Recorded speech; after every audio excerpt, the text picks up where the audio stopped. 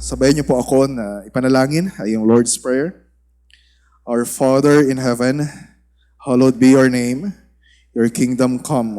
Your will be done on earth as it is in heaven. Give us this day our daily bread, and forgive us our debts as we forgive our debtors. Lead us not into temptation, but deliver us from evil. For yours is the kingdom, and the power, and the glory forever. Amen. Hindi pa po tayo tapos. Nagsisimula pa lang yung sermon. So we pray the Lord's Prayer. Bilang paalala din sa atin na when we confess yung forgive us our sins, inaamin natin na tayo ay makasalanan. Sino po dito ang mga makasalanan? Pakitaas po ang kamay. Okay, check ko lang kung nakataas ang kamay ng lahat. Madali sa atin aminin na tayo ay makasalanan. Pero kapag may mga tao na pinagsasabihan tayo tungkol sa particular o specific na mali o kasalanan na nagawa natin, hindi madali sa atin na tanggapin. Halimbawa, mga bata, na pagsasabihan kayo ng inyong mga nanay at tatay. And syempre may mga pagkakataon na sa tingin ninyo ay okay naman yung ginagawa ninyo. Tama naman yung ginagawa ninyo. Pero sa paningin na magulang ninyo ay hindi tama. Kaya napagsasabihan kayo. Or yung mga members ng church na pinagsasabihan ng mga elders. Halimbawa, yung mga nasa sinful relationship. Kung merong karelasyon na unbeliever o kaya nagsasama kahit na hindi pa kasal. So maaaring para sa inyo ay wala namang masama dun sa ginagawa ninyo. Pero pag pinagsabihan kayo, nakita ninyo na iba pala yung paniniwala ng mga elders. And syempre, we want to lead you na maging tapat tayo sa salita ng Diyos. Kaya yung iba ay hindi nakikinig, yung iba ay sumasama yung loob, yung iba ay hindi na nagpapakita sa church. Pero sa mga usapin na katulad nito, ang pinakamahalaga ay hindi kung ano yung tingin ng mga bata, kung ano yung tingin nila na mabuti o tama, o kaya kung ano yung tingin ng mga nanay o tatay na mabuti at tama, o kaya kung ano yung tingin ng mga members ng church o yung mga elders ng church na mabuti at tama. Ang pinakamahalaga sa lahat ay kung ano yung tingin ng Diyos. Kung ano yung nakikita ng Diyos na mabuti at tama. And so, syempre, nais ng Diyos na kung ano yung tingin natin sa mga bagay-bagay ay maging katulad ng tingin ng Diyos. Of course, in a limited way. Dahil hindi naman tayo katulad ng Diyos na ang Diyos ay eternal and infinite. Pero ang nais ng Diyos ay magkaroon tayo ng pananaw na katulad ng Diyos. Unlike, syempre, yung mga non-Christians na hindi sila sumasang-ayon sa kung ano yung sinasabi ng Diyos na mabuti at masama. Halimbawa, yung mga nag-advocate for LGBTQ na sinasabi nila na wala namang masama, basta hindi mo naagrabyado yung ibang tao, tapos nagmamahala naman kayo. Pero sa paningin ng Diyos, ayon sa salita ng Diyos, yun ay kasalanan. And sa atin naman ng mga Kristiyano, ang problema, ang nagiging problema, ay yes, meron tayong tamang pagtingin sa maraming bagay. Pero aminin natin na yung pagtingin natin ay maliit pa lang kung ikukumpara sa kung ano talaga yung nais ng Diyos na pagtingin natin. Ang problema natin ay maliit. Kahit kilala natin si Kristo, kahit alam natin kung ano yung mabuting balita, ano yung way of salvation, pero nananatili na maliit ang pagkakilala natin kay Kristo at sa kaligtasan. At isang dahilan ay dahil maliit ang pagtingin natin sa kasalanan. Lalo na kapag sarili nating kasalanan, yung pag-uusapan. Kapag pag-uusapan yung kasalanan ng iba, mas malaki yung tingin natin sa kasalanan nila.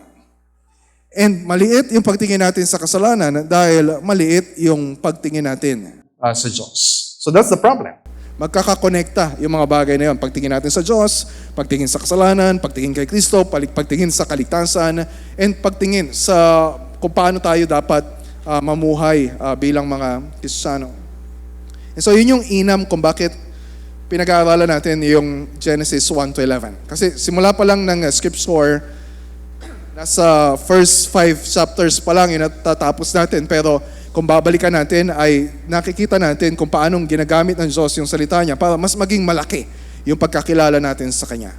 Yung mas nakikilala natin kung ano ibig sabihin ay meron Diyos na lumikha sa atin, na siya ay makapangyarihan ng Diyos sa pamagitan lang ng Kanyang salita, ay nalikha ang lahat, nagkaroon tayo ng buhay. And so ibig sabihin, yung paraan ng pamumuhay natin ay dapat na naayon sa kung ano yung sinasabi ng salita ng Diyos at meron tayong Diyos na nagkakaloob ng lahat ng kailangan natin sa buhay. And then, ang resulta nun, mas nakikilala din natin. Mas nagkakaroon tayo ng tamang pagtingin sa sarili natin. Kung ano yung kalagayan natin ng mga tao. Alam natin na tayo ay nilikha ayon sa larawan ng Diyos to reflect His image. Pero tayo ay nahulog sa kasalanan, tayo ay gumagawa ng kasalanan, tayo ay namumuhay sa paraan na hindi nakikilala ng mga tao kung sino yung Diyos na lumikha sa atin. At yun yung nagiging dahilan para mas maging malaki yung tingin natin kay Kristo. Dahil nakikita natin yung kasalanan sa puso natin, yung inggit, yung galit, yung pagsuway sa Diyos, yung paglayo sa presensya ng Diyos na nakita natin sa story. Nakita natin kung paanong si Kristo yung solusyon. Na sa halip na tayo yung mamatay, maparusahan sa kasalanan natin, ay inako ni Kristo yung parusa na nararapat sa atin. Na si Kristo, yung anak ng Diyos, He is the image of the invisible God. Siya lang yung perfectly righteous na namuhay bilang tao. Siya yung seed of the woman. Siya yung dumating para durugin yung ulo ng ahas. Siya yung nagtagumpay sa kasalanan, sa kamatayan, sa kasamaan. Siya yung ating katuwiran, kabanalan at katubusan. He is everything to us. And so dahil nagiging malaki yung pagtingin natin kay Kristo, mas nakikita natin kung paano tayo ngayon dapat mamuhay. Hindi katulad ni Cain, na nakita natin simula sa chapter 4, na lumayo sa Diyos, hindi nakinig sa sinasabi ng Diyos. Hindi katulad ni Lamech, na ipinagmamalaki pa yung kanyang kasalanan, yung kanyang kahalayan, yung kanyang karahasan. Kundi katulad ng mga lahi na nanggaling kay Seth, na tumatawag sa pangalan ni Yahweh, na lumalakad na kasama ang Diyos, na lumalakad na mayroong mabuting relasyon sa Diyos, katulad ni Lamech, katulad ni Enoch, at katulad ni Noah. As we look at our text, dito sa chapter 6, actually hanggang chapter 9, ang main character dito, bukod sa Diyos, ay walang iba kundi si Noah. Na ipinakilala siya sa chapter 6 verse 9. A righteous man, blameless in his generation, Noah walked with God. So bago natin tingnan yung verse 9 hanggang sa dulo ng chapter 9, na tungkol kay Noah, tungkol sa pagating ng baha, maganda na maglaan muna tayo ng panahon para tingnan yung verses 1 to 8. Kasi yung verses 1 to 8, in a way, ay conclusion ng chapter 5. You remember, bagong section in chapter 5, these are the generations of Adam, Toledot. And pagdating sa chapter 6, verse 9, another new section. These are the generations, Toledot, generations of Noah. And so yung verses 1 to 8 na binasa natin kanina ay dulo ng section na nagsimula sa chapter 5 verse 1. And nagsisilbi din na transition pagpunta natin sa story ni Noah. And so yung verse, bago yung verse 9, yung verse 8, yun yung dulo ng text natin, ano nakasulat doon? Subalit si Noe ay nakatagpo ng biyaya sa paningin ng Panginoon. Ito yung reason. Bakit nagsimula ako kanina na sinasabi na ang pinakamahalaga sa lahat ay kung ano yung paningin ng Diyos. Kung ano yung nakikita ng Diyos. Pero itong verse 8, mamaya pa natin titingnan. Yun yung pangatlong eksena. So you have a handout. Nakalagay dyan na meron tayong tatlong eksena dito sa ating teksto. Pero makita ninyo na yung unang dalawang eksena ay may kinalaman din ito sa pagtingin o sa nakita. Sa verses 1 to 4, tingnan niyo sa verse 2, kung ano yung nakita ng mga anak ng Diyos sa mga anak ng tao. And then sa ikalawang eksena, verses 5 to 7, kung ano naman yung nakita ng Panginoon sa puso ng tao. And then makita natin na yung unang eksena, ikalawang eksena, magkaiba yung paningin ng Diyos sa paningin ng tao. Ito yung sad reality. This is the problem na kailangang masolusyonan sa atin. Yung salungat na pagtingin natin sa mga bagay, salungat sa pagtingin ng Diyos. So let's look at scene number 1. Unang eksena, verses 1 to 4. And then itong verses 1 to 4 ay mahati natin sa 4 na bahagi na bawat isa ay mayroong sinasabi tungkol sa ordinaryong bahagi ng buhay ng tao. Panganganak sa verse 1, sa verse 2 ay pag-aasawa, sa verse 3 ay may kinalaman sa pag-ikli ng buhay ng tao, and then sa verse 4 ay may kinalaman sa kapangyarihan at katanyagan. So isa-isahin natin. Bawat isa dito ay may kinalaman sa kung paano lumawak yung kasalanan sa mundo. So nagsimula yung text natin sa panganganak. So habang nanganganak yung mga tao, ibig sabihin, dumadami yung mga tao. Nagkakaroon ng population explosion over time. Sabi sa verse 1, nagsimulang dumami ang mga tao sa balat ng lupa at nagkaanak sila ng mga babae. Okay, ano yung significance nun? Yon ay fulfillment ng creation mandate. Sa chapter 1, verse 28, di ba sabi niya kina Adan at Eva, be fruitful and multiply and fill the earth. Of course, dumating yung panahon na pagkatapos ng baha, kumunti ulit yung tao. Ang natira na lang ay si Noah at yung kanyang family. And then sinabi ulit ng Diyos kung ano yung intention niya. Sa chapter 9, verse 7, and you, sabi sa family ni Noah, be fruitful and multiply, increase greatly on the earth and multiply in it. Kapag dumarami yung mga tao, nagsisignal ito na aktibo yung mga tao sa ginagawa nila. Kasi hindi naman mga anak yung tao kapag walang ginagawa yung isang lalaki, yung babae, yung mag-asawa. Pero ultimately, hindi ito nakadepende sa activity ng tao. Alam ito ng mga mag-asawa na hanggang ngayon ay kahit anong gawin nila, ay hindi sila nagkakaanak. So ultimately, ito ay nakadepende sa makapangyarihang pagkilos ng Diyos na siya yung nagbibigay ng buhay. Parang isang babae ay mabuntis. Ito rin ay katuparan ng pangako ng Diyos. Kapag yung mga Israelita ay nababasa yung mga teksto na ito, katulad na halimbawa ng Exodus chapter 1, verse 7, naalala nila kung ano yung pangako ng Diyos na paano tinutupad ng Diyos yung pangako niya na pinaparami sila. But the people of Israel were fruitful and increased greatly. They multiplied and grew exceedingly strong so that the land was filled with them. Nakita niyo yung similarity sa chapter 6 verse 1? Tumutupad ang Diyos sa pangako niya.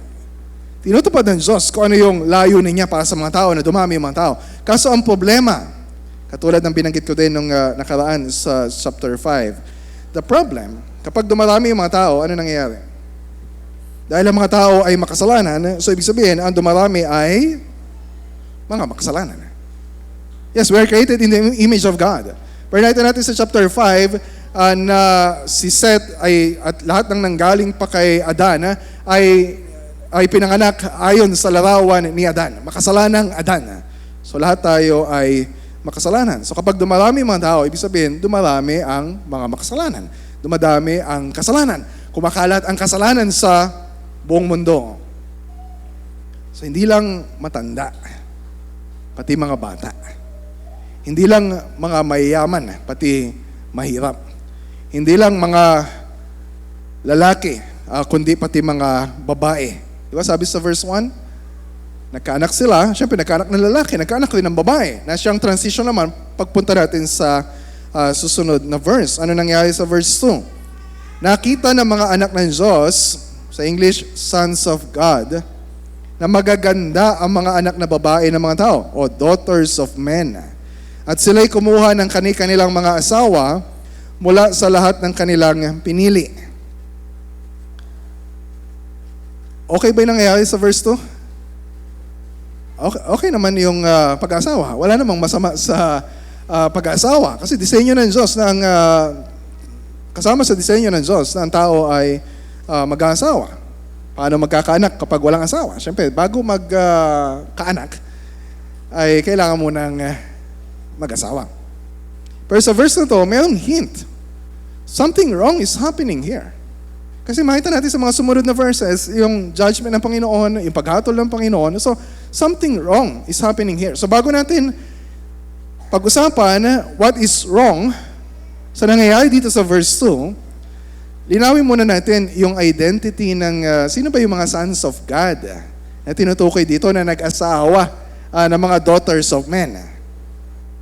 So merong tatlong popular views tungkol dito. Makinig kayo mabuti. Yung una, sikat ito sa first 400 years ng church. Sa pananaw ng mga Hudyo, sa pananaw ng mga Kristiyano, until the 4th century, na yung mga sons of God daw ay mga angelic beings, mga anghel. Particularly yung mga fallen angels.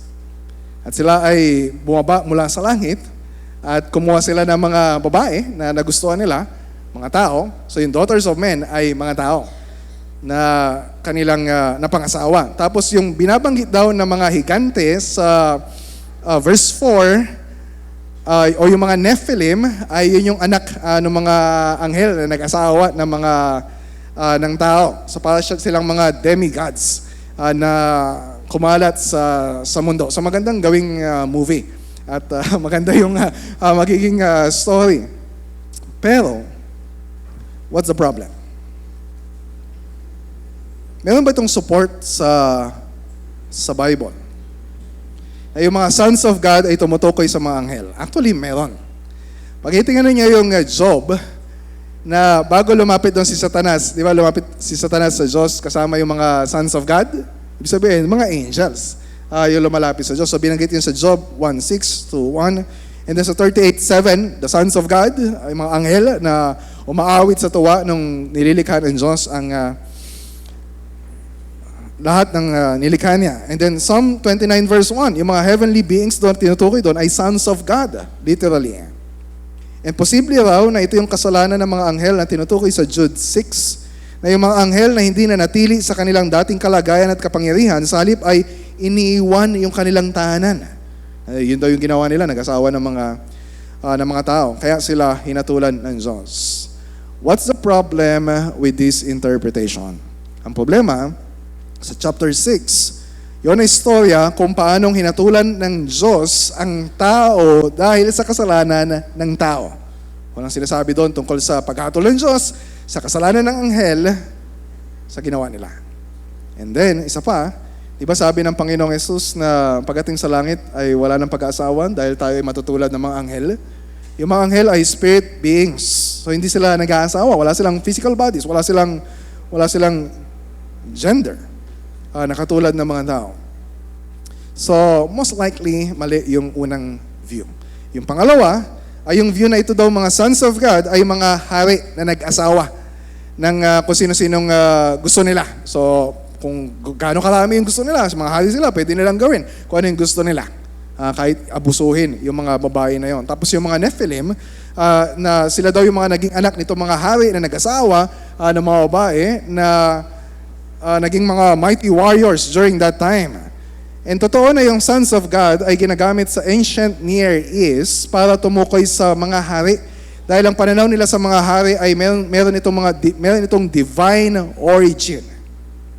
At the problem sa interpretation na ito ay pinapasok natin yung kultura ng ancient Near East para basahin yung story ng Genesis 6. So yung pangatlo, which I prefer, dahil ito yung nagsusupport ng immediate context. Yung mga sons of God, again, we're not really sure. Kasi Merong mga mystery sa bagay na ito. But most likely, ay ito yung ibig sabihin. Yung sons of God ay tumutukoy sa mga lalaki na galing sa lahi ni Seth. Baka tapos lang natin tingnan yung lahi ni Cain and then lahi ni Seth. So yung lahi ni Seth na tumatawag sa pangalan ni Yahweh at lumalakad na may mabuting relasyon sa Diyos, tulad ni Enoch at tulad ni Noah. And so sa halip na ma-preserve yung godly heritage, itong mga anak, lahi ni Seth, ay nag-asawa ng lahi ni Cain o yung ungodly heritage. Hindi ba siya galing sa lahi ni Cain? Basta ungodly yung heritage. So yun yung daughters of men. So kung sino yung gusto nila. So yung problem dito ay intermarriage. Hindi lang dahil magkaiba yung lahi, kundi dahil magkaiba yung kinikilalang Diyos. Na siyang naging malaking problema ng mga Israelita later on. Di ba pinagbawalan sila ng Diyos? Kapag dating nila dun sa Canaan, na huwag silang mag-aasawa ng ibang lahi. Ibig sabihin, yung mga sumasamba sa hindi tunay na Diyos. Deuteronomy 7 verse 3. Huwag kayong papayag na mapangasawa ng inyong mga anak ang kanilang mga anak, sapagkat tiyak na ilalayo nila ang inyong mga anak kay Yahweh at pasasambahin sa kanilang mga Diyos-Diyosan. Kapag nagkaganon, magagalit sa inyo si Yahweh at kayo'y kanyang lilipulin agad. So yun yung utos ng Diyos na hindi nila sinunod.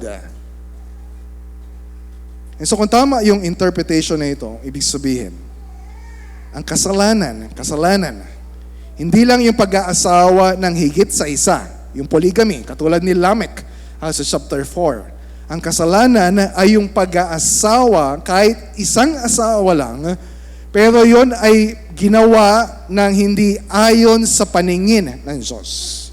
Diba? Nakita lang nila na maganda, yun na yung kanilang kinuha na asawa.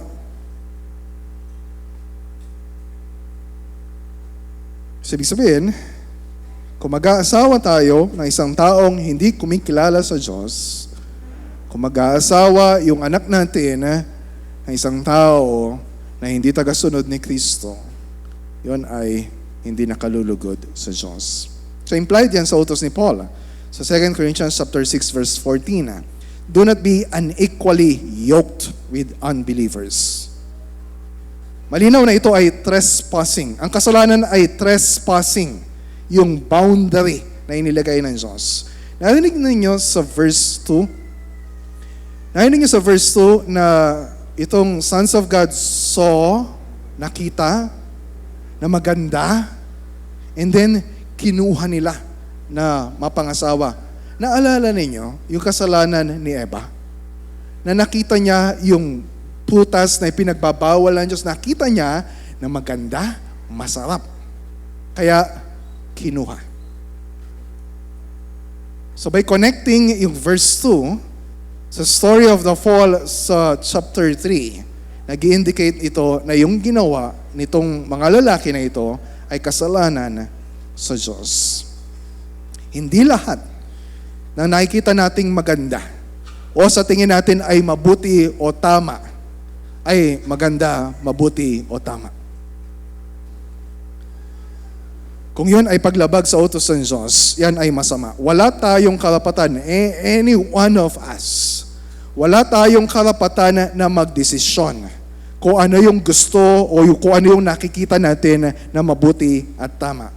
Whether sa pag-aasawa, in raising our children, sa paggastos ng pera, sa paggamit ng oras natin, sa paggamit ng social media, everything sa buhay natin. We don't have any right to decide for ourselves kung yun ay hiwalay sa Diyos. Dahil ang buhay natin ay hawak ng Diyos. Malinaw yun sa verse 3. At sinabi ng Panginoon ni Yahweh, ang aking espiritu ay hindi laging mananatili sa tao sapagkat siya ay lamana. Subalit ang kanyang mga araw ay magiging 120 taon. Kasi ang buhay natin ay galing sa Diyos. Ang buhay natin ay dahil sa espiritu ng Diyos, sa hininga ng Diyos. Tulad ng paglikha kay Adan sa chapter 2 verse 7. So hindi ito tumutukoy doon sa indwelling spirit na nasa atin ng mga Kristiyano. Tumutukoy ito sa gawa ng Espiritu na bigyan ng buhay, bigyan ng hininga yung bawat tao, kahit Kristiyano man yan o hindi. Tulad ng sabi ni Elihu sa Job 33 verse 4, ang Espiritu ng Diyos ang gumawa sa akin, buhay na taglay ko ay sa makapangyarihang Diyos nang galing. Pero dahil sa kasalanan, di ba sabi sa verse 3, dahil siya ay laman. So hindi lang dahil tayo ay mortal, may physical bodies, kundi dahil sa ating sinful flesh. Wala tayong karapatan na mabuhay na matagal. Nakita niyo yung kaibahan sa chapter 5, na meron na buhay ng 500 years, 600 years, 900 years. Pero pagdating sa chapter 6 verse 3, ang sabi ng Diyos, hanggang 120 years na lang. Mahaba pa rin, relatively. Pero kung ikukumpara sa haba ng buhay ng mga tao sa chapter 5, relatively shorter. Wala tayong karapatan na mabuhay ng matagal. Actually, wala tayong karapatan na mabuhay kahit maikli lamang dahil sa ating kasalanan. Although after the flood, meron pa ring mabubuhay na higit sa 120 years. Pero yung 120 years yung magiging common. Like si Moses, namatay siya 120 years old exactly. Pero syempre ngayon, mas mababa, 70, 80. Eh, nagpapaalala sa atin ang kabayaran ng kasalanan ay kamatayan. Nakita ninyo dito sa unang eksena, kung paanong nakakalungkot na yung mga mabubuting bagay na ginawa ng Diyos, na ibinigay ng Diyos sa tao, pag-anak, pag-asawa, yung buhay natin, ay ginagamit natin sa kasalanan, sa pagsuway sa Diyos. Kasama yung makita natin sa verse 4, yung kapangyarihan at katanyagan ng mga Nephilim. Although kapag may Tagalog kayo, sinalin ito na higante. And then mag-iisip ka ngayon, sino yung mga higante na tinutukoy dito? Sa Hebrew, yon ay Nephilim. And then sinabi na ito ay naging anak ng mga nag-asawa na sons of God, daughters of men sa verse 2. Although literally, hindi malinaw kung ito ba yung mga naging anak nila or sinabi lang na ito yung mga Nephilim na kapanahunan nila o nangyari din ito nung kanilang panahon. So we're not sure. Sa ESV, ganito yung sabi, sa verse 4, the Nephilim were on the earth in those days and also afterward, when the sons of God came into the daughters of man, and they bore children to them. These were the mighty men who were of old, the men of renown. Yung Nephilim, so yung Nephilim ay binanggit din sa Numbers 13 verse 33. Naalala niyo yung story ng mga spies na pinadala sa Canaan tapos bumalik kay Joshua, kay Moses at sinabi na natatakot sila kasi nakita nila doon yung mga Nephilim. Tapos ito daw yung mga anak ng mga Anakim. Tapos natatakot sila kasi para silang mga tipaklong. Of course, that's an exaggeration. Hindi naman ganun kalaki. Yung nakita nila. Nagpapakita lang na hindi lang maliit yung tingin nila sa sarili nila, kundi maliit din yung tingin nila sa Diyos. Yung Nephilim o yung mga higante na binanggit doon, most likely, ay hindi galing sa mga Nephilim sa chapter 6 dahil how will they survive yung flood na dumating during the time of Noah? So most likely, it's for the sake of comparison. So sa unang basa, parang wala namang masama sa description ng mga Nephilim. Inilarawan sila na malakas sila, yung katanyagan na meron sila. Di ba sa pagtingin ng tao, ito yung mga tao na hinahangaan natin. Ito yung mga pinapangarap ng mga bata na gusto ko paglaki, maging katulad nila. Kapag nakikita natin yung kanilang popularity, sana all, ay ganun yung status. Sa paningin ng tao, nandun yung pag-aambisyon na maging katulad nila. Pero anumang human achievement, anumang ginagawa natin, anumang form of greatness na ginagawa natin ng hiwalay sa Diyos, ay kasalanan sa Diyos. So nakita ninyo kung ano yung malinaw na theological point ng unang eksena, na sa pagdami ng tao ay lumawak din ang kasalanan sa mundo. Sa point na ito, hindi pa directly na sinasabi. Indirectly pa lang. Kasi nakikita natin kung ano yung paningin ng tao. Kung ano yung perspective ng tao. Pero pagdating sa verse 5 hanggang verse 7, ay makita natin dito kung ano yung nakita ng Diyos. At yun yung pinakamahalaga sa lahat. Ay makita natin yung perspective ng Diyos. Sa verse 5, the Lord Yahweh saw. Nakita ng Diyos kung ano yung puso ng tao. And sa verse 6, the Lord regretted. Nagdulot ito ng kalungkutan sa puso ng Diyos. And then the verse 7, the Lord said. Kung ano yung sinabi ng Diyos na magiging hatol niya dahil sa kasamaan ng tao. Verse 5, nakita ng Panginoon na napakasama na ng tao sa lupa at ang bawat haka ng mga pag-iisip ng kanyang puso ay palagi na lamang masama. Ano yung nakita ng Diyos? Ano yung nakikita natin? Ang nakikita lang natin ay yung panlabas. Pero ang Diyos nakikita niya kung ano yung nasa puso ng tao. Maaaring nakikita natin maganda, pero ano yung nakikita ng Diyos? Ano sabi sa verse 5? Masama ba yung nakita ng Diyos sa puso ng tao? Yes or no? No. Napakasama. Not just wickedness, but great wickedness. Nakita ba ng Diyos na ang tao ay masama paminsan-minsan? No. Ang sabi dito, palagi na lamang masama ang iniisip at nasa puso ng tao. Only evil continually. Nakita ba ng tao na ilang tao yung ganito kasama? O maraming tao yung ganito kasama? No. Lahat ng tao sa buong mundo. Kaya nga, lilipulin niya sa pamamagitan ng baha. Diba sabi sa verse 11 and 12, masasama ang lahat ng tao sa paningin ng Diyos at laganap ang karahasan sa lahat ng dako. Ito ang kalagayang nakita ng Diyos sa buong daigdig. Namumuhay sa kasamaan ang lahat ng tao. Itong verse 5, in one verse, ay nagtuturo ng doctrine of total depravity. Hindi ibig sabihin na we are as wicked as we can be. Yes, may nagagawa pa rin tayo na maganda, mabuti, at least outwardly speaking. Pero sinasabi ng total depravity na bawat bahagi ng pagkatao natin, everything sa atin, ay may bahid or corrupted by sin. Walang bahagi ng pagkatao natin ang untouched ng kasalanan. So nung dumating yung baha, yung ba yung solusyon ng Diyos para mabago yung tao? Siguro naman, bagong simula. Magbabago na yung tao pagkatapos nito. Pagkatapos ng baha, ano yung nakita ng Diyos? Genesis 8:21, ang haka ng puso ng tao ay masama mula sa kanyang pagkabata. How about ngayon? Are we any better kaysa sa mga tao sa Genesis 6? Siguro naman natututunan na natin yung lesson natin. Are we better? Ano sabi sa Romans chapter 3, verse 9? Ang lahat ng tao ay nasa ilalim ng kapangyarihan ng kasalanan. Walang matuwid, wala kahit isa. Walang nakakaunawa, walang naghahanap sa Diyos. Ang lahat ay lumis ng landas at nagpakasama. Walang gumagawa ng mabuti, wala kahit isa.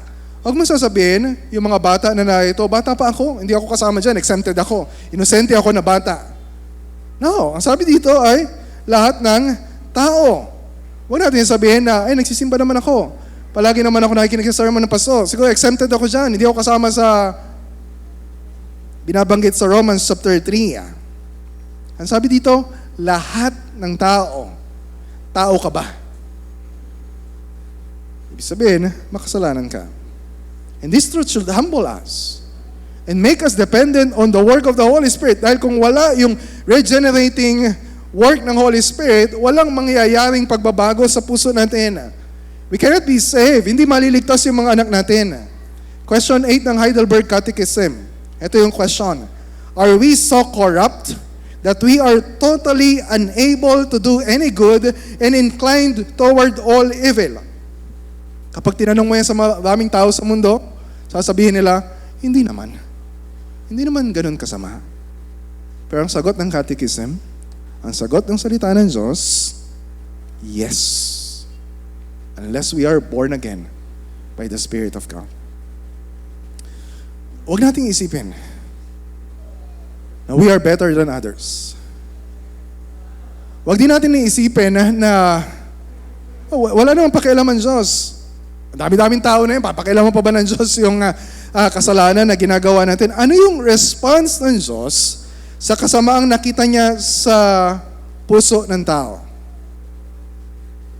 Pag nakita natin ngayon yung verse 6, na nakita natin verse 5, di ba, the Lord saw yung wickedness.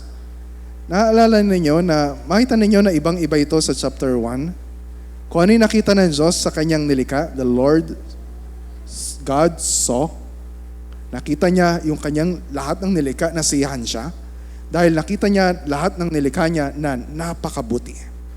Pero pagdating sa chapter 6, nakita niya na lahat ng nilikha niya ay napakasama. Lahat ng tao ay napakasama. Ano sabi sa verse 6? Ibang-iba. Sa Genesis 1, nalungkot ang Panginoon na kanyang nilalang ang tao sa lupa at nalumbay ang kanyang puso. Nalungkot ang Panginoon. How do we understand? Kailangan maintindihan natin mabuti. Ano ibig sabihin ng nalungkot ang Panginoon na kanyang nilalang ang tao sa lupa? Sa English, the Lord regretted that He had made man on the earth. And then ganun din sa verse 7, galing sa same Hebrew word na yinahem, na ginamit sa dulo ng verse 7, sapagkat ako'y nalulungkot. Or sa ESV, I am sorry na nilalang ko sila. Di ba kapag tayo nagsasabi na I regret or I am sorry, yes, nalulungkot tayo na kung ibabalik lang natin yung panahon na yon, ay sana hindi natin ginawa yung ginawa natin. Pero wag natin i-apply yung salita na yon kung paano yon ina-apply sa tao. Hindi ibig sabihin na nagkamali ang Diyos sa ginawa niya. I am sorry. Mali. Kung maibabalik ko lang yung sa Genesis 1, ibang story yung gagawin ko. Ibang klase ng tao yung gagawin ko. Ang Diyos ay hindi nagkakamali. Lahat ng kanyang ginagawa ay tama, mabuti at perfecto. Walang mali sa ginagawa ng Diyos. Tulad sabi ni Samuel kay Saul, na siyang unang hari ng Israel, sabi sa 1 Samuel 15:29, ang Diyos ay hindi nagsisinungaling at hindi nagbabago ng pag-iisip. Yinahem. Same word na regret sa text natin. Hindi siya tulad ng tao na nagbabago ng pag-iisip. Yinahem. So kapag sinabi na nalungkot ang Diyos, hindi ibig sabihin na nagbago ang isip niya. Na-realize niya na nagkamali siya sa ginawa niya. Ang tao nagkamali, hindi ang Diyos nagkakamali. So kapag sinabi na nalungkot ang Diyos, hindi ibig sabihin na nagbago ang isip niya. Ang Diyos natin ay immutable, unchangeable. But in another sense, sinabi rin tungkol kay Saul, 1 Samuel 15:35, at ikinalungkot ng Panginoon. The Lord regretted na kanyang ginawang hari ng Israel si Saul. So again, hindi ibig sabihin na nagkamali siya sa ginawa niya na inappoint niya na hari si Saul. Tulad ng chapter 6 verse 6, hindi ibig sabihin na pinagsisihan ng Diyos yung ginawa niya, na hindi ko na sana ginawa yung tao para hindi nagyari yung mga ganitong problema. Pero nagpapakita ito kung paano nagre-react, kung paano nagre-respond ang Diyos base sa ginagawa ng tao. Hindi walang paki ang Diyos. Hindi para sa Diyos ayos lang yun nangyayari. Kaya nga ipinaliwanag sa sumunod, at nalumbay ang kanyang puso. And it grieved him to his heart. Or sa ibang salin, nasaktan ang puso ng Diyos. Again, kailangan nating maging maingat. Kapag sinabi na nasaktan ng Diyos, not in the same way na nasaktan na tulad ng pag tayo ay nasasaktan. Kapag tayo ay nasasaktan, because merong nawawala sa atin, merong nababawas sa atin, merong nagiging pagbabago sa damdamin natin. Pero ang Diyos is unchangeable. Walang nababawas o walang nawawala sa Diyos na magiging dahilan para masaktan siya. Ito yung tinatawag sa classical theology na impossibility of God. Impossibility, letter A, not letter O, na impossible. Ibig sabihin, impossible without passions. Walang damdamin o emosyon ng Diyos na tulad ng tao na pabago-bago o pabugso-bugso yung kanyang damdamin na nakadepende sa nangyayari sa paligid natin. Hindi nagbabago ang Diyos. By saying na nalungkot ang Diyos, nalumbay ang kanyang puso, this is a way of saying, yung tinatawag na anthropopathism. Ibig sabihin, yung emosyon ng tao ay inihahalin tulad sa Diyos dahil hindi sapat yung lengguwahe natin para ilarawan kung sino ang Diyos, kung ano yung ginagawa ng Diyos. We can only speak based on our human experience or based sa revelation ni God na maiintindihan natin. So, hindi enough yung language natin to understand what is happening. Pero sapat na maintindihan natin dito na ipinapakita ng Diyos kung ano yung response niya sa kasamaan ng tao. Para tayo mga magulang, what would you feel, parents, mga tatay, mga nanay, kapag yung mga anak natin ay paulit-ulit na sumusuway sa utos natin? Kapag nawala na yung respeto nila sa authority natin as parents, kapag lumabas na sila ng bahay o kaya kapag naglayas na sila ng bahay, kapag sa dinami-dami ng ginawa natin na mabuti para sa kanila, we are providing everything para sa kanila, itinuturo natin ang salita ng Diyos para sa kanila, pinapakilala natin ang Diyos sa kanila, and then one day they walked away from the faith. What would you feel if you lose your children that way? Kapag hindi mo mahal ang anak mo, wala kang pakialam sa kanila, hindi ka masyadong apektado. Pero yung iyak, yung pain sa puso natin, yung bigat na nararamdaman natin dahil mahal natin sila, dahil alam natin na hindi makakabuti sa kanila yung daan na tinatahak nila, yun yung pagsasalarawan sa laki ng pagmamahal ng Diyos sa tao na ginawa niya, na walking away from Him dahil alam ng Diyos kung gaano kasama yung kasalanan. Alam ng Diyos kung gaano kasama yung sasapitin ng mga tao na nagpapatuloy sa kasamaan ng kanilang puso. Yes, mapagmahal ang Diyos. Malaking pagmamahal ng Diyos. Pero makatarungan ng Diyos. God always acts in a way na consistent sa kanyang unchanging character bilang Diyos. Kaya malawak din yung magiging hatol ng Diyos. Verse 7. Kaya't sinabi ng Panginoon, lilipulin ko ang tao na aking nilalang sa ibabaw ng lupa.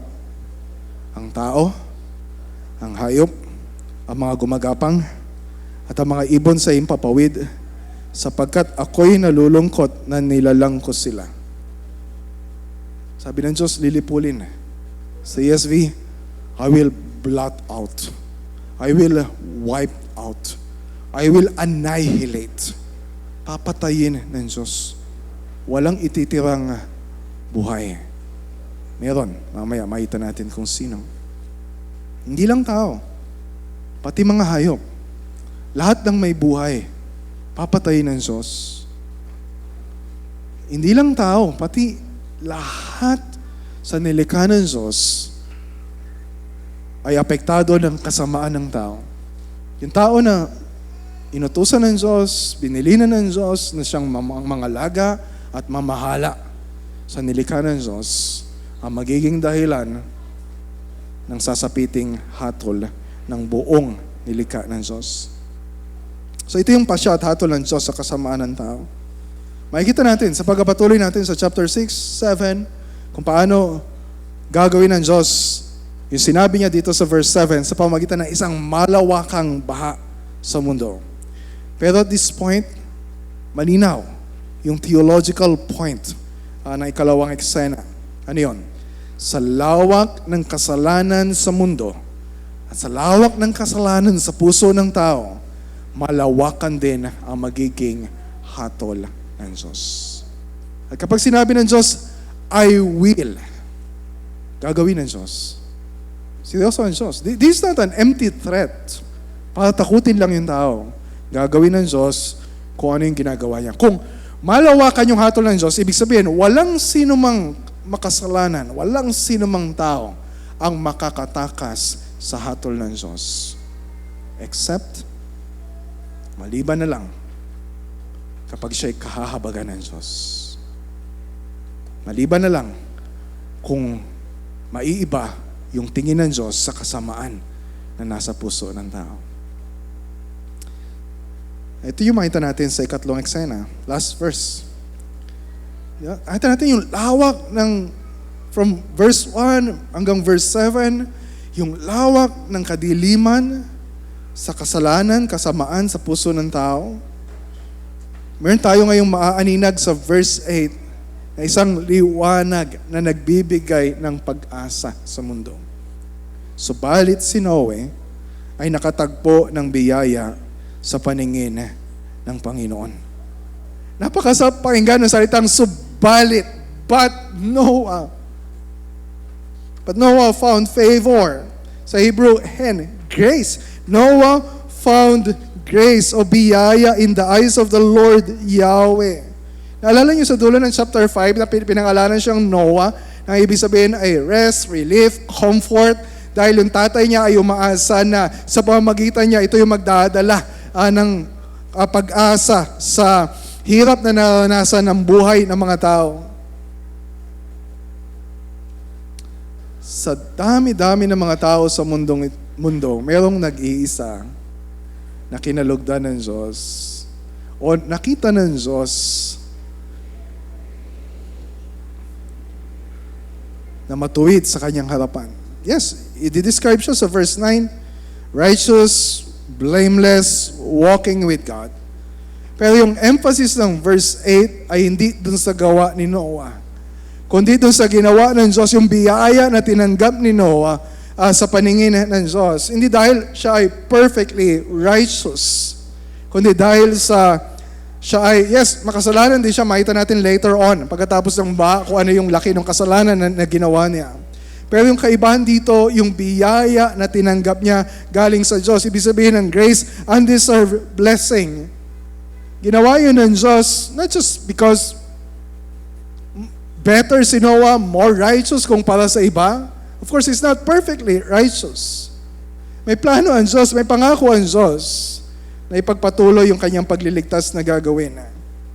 Ito yung pag-asa ng bawat isa sa atin, na yung malawakang kasamaan sa puso natin ay mapalitan ng biyaya sa paningin ng Diyos. Paano? Hindi sa pamamagitan ni Noah, not through Noah. Sino ba'y naligtas sa panahon ni Noah? Si Noah, yung kanyang pamilya. Pero buong mundo ay hinatulan ng Diyos, except a few. Kaya sabi sa Hebrews 11 verse 7, sa pamamagitan naman ito'y nahatulan ang sanlibutan. We need someone, and that's the Lord Jesus Christ. Na sinabi sa Romans chapter 8 verse 1 na kung tayo ay na kay Kristo, wala nang kahatulang parusa sa sino man na kay Kristo. Na si Kristo ay wala ni isa mang bahid ng kasalanan o kasamaan sa kanyang puso. Na maging tao ang anak ng Diyos, mula pa sa pagkabata, ano sinabi sa Luke chapter 2 verse 40, na siya ay lumaki, na kinalulugdan ng Diyos. Hindi naalala niyo yung eksena doon sa bautismo ng Panginoong Jesucristo? Binautismo siya ni Juan, wala naman siyang kasalanan na kailangan niyang pagsisihan. Pero pagkatapos niyang bautismohan, narinig ang tinig mula sa langit, ang Diyos Ama na nagsasabi, "This is my beloved Son, with whom I am well pleased."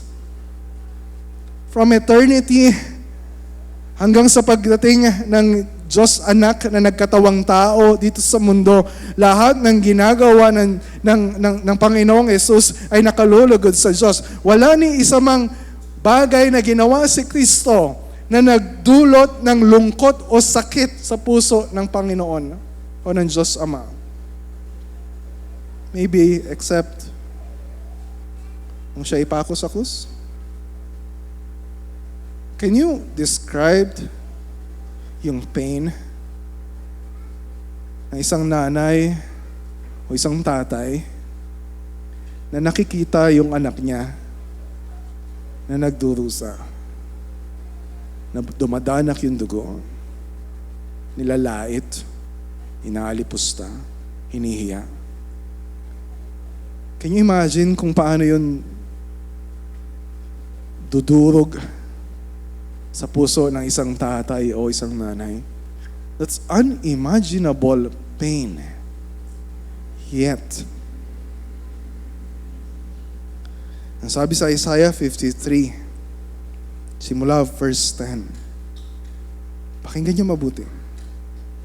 Gayon may kinalugdan ng Panginoon na mabugbog siya. Yung kanyang anak, yung suffering servant, si Christ.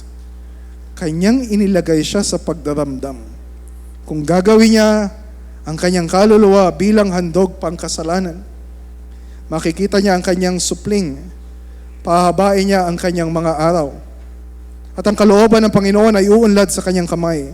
Kanyang makikita ang bunga ng paghihirap ng kanyang kaluluwa at masisiyahan sa pamagitan ng kanyang kaalaman. Aariing ganap ng matuwid kong lingkod ang marami at papasanin niya ang kanilang mga kasamaan.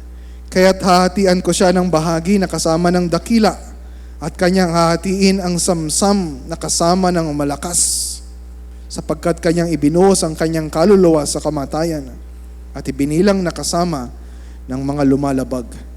Gayon may pinasa niya ang kasalanan ng marami at namagitan para sa mga lumalabag, sa mga tao na masama. So sa krus ni Kristo, nalugod ang Diyos, naialay niya yung kanyang buhay para sa kasamaan ng tao. Yung lawak ng kasamaan ng tao ay inako ni Kristo sa kanyang sarili. Yung lawak ng hatol ng Diyos para sa ating mga kasalanan ay inako, pinasan ni Kristo. So what's the gospel point of our text? Ito yung point number 3. And this is the point of everything na pinag-uusapan natin ngayon. Dahil kay Kristo, at dahil lang kay Kristo, malawak ang biyayang matatanggap natin dahil siya ang umako ng lawak ng hatol ng Diyos sa lawak ng ating kasalanan. Si Kristo ang umako ng lawak ng hatol ng Diyos sa lawak ng kasamaan sa puso natin. Kaya matatanggap natin yung lawak ng biyaya ng Diyos. Ano ibig sabihin nito? Ano ibig sabihin nito para sa inyo na hanggang ngayon ay wala pa kay Kristo? So kung hanggang ngayon ay hindi ka pa sumasampalataya kay Kristo, look at the cross of Christ. See the cross of Christ. Anong gusto ng Diyos na ipakita sa iyo? When you remember what happened on the cross, kung gaano kalaki ang kasalanan mo, kung gaano kagrabe ang kasalanan mo, kung gaano karumal-dumal ang kasalanan mo, kung gaano kabaho ang kasalanan mo, kung gaano nakakadiri ang kasalanan mo laban sa Diyos, kung gaano kalala yung kasamaan sa puso mo. And grieve at the magnitude of your sin against God. Ang dami nating kinalulungkot, ang dami nating problema na iniintindi. And many people don't realize na yung pinakamalaking problema ay yung kasalanan na nasa puso nila. Grieve at the magnitude of the sin in your heart. Stop believing the lie na sinasabi ng mundong ito na you're basically good. Nakagawa ka lang ng kasalanan dahil sa hindi maganda yung pagpapalaki sa iyo ng magulang mo o dahil hindi maganda yung environment mo. Sasabihin nila, you're basically good. Sasabihin ng Bible, no, you're not good. None of us is good. Kasama yung mga bata, kasama yung mga maliliit na bata na kasama natin sa church.